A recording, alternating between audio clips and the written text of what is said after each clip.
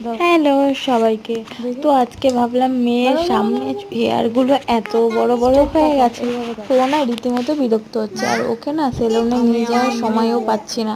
ওর বাবা বিশেষ করে এখান দিয়ে একা মেয়েকে নিয়ে বেরোনোটা সমস্যা হয়, তোর বাবার টাইমই পাচ্ছে না। তাই ও বিরক্তিকর করছে। একটু স্নান করে উঠে চুলগুলো আঁচলাম, তা ভাবলাম আমি হেয়ার কাটটা করে দিই।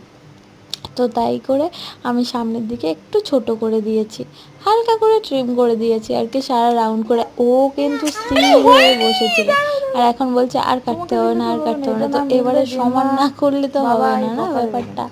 তো আশা করি তোমরা বুঝতেই পেরেছো কীরকম হেয়ার কাটটা করেছি।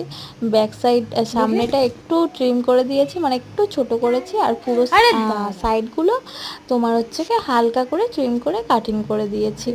তো এর আগে আমি কোনোদিন কাটিনি কারোর হেয়ার, এই ফার্স্ট টাইম আমার মেয়েরটাই কাটলো। তো আমি ভাবছি এবারে আর ওকে সেলুনের অপেক্ষা করাবো না, তো নিজেই এরকম যেমন পারবো করবো।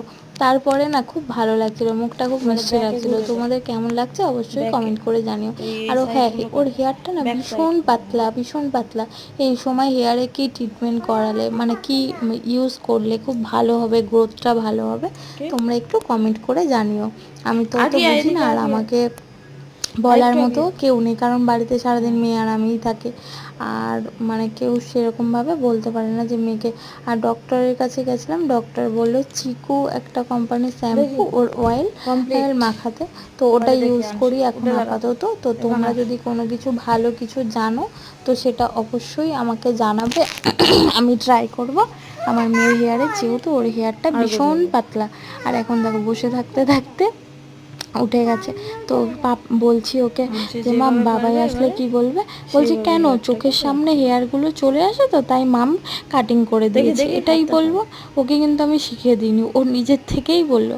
তো এই হেয়ারটা সামনে ওর অন্তত চোখের সামনে পড়বে না, ওই জন্যই কাটিংটা করে দিয়েছিলাম, এই আর কি। তাই ভাবলাম এটা অনেক দিন হয়েছে হেয়ার কাটটা করলাম, প্রায় 1 সপ্তাহ হয়ে গেছে।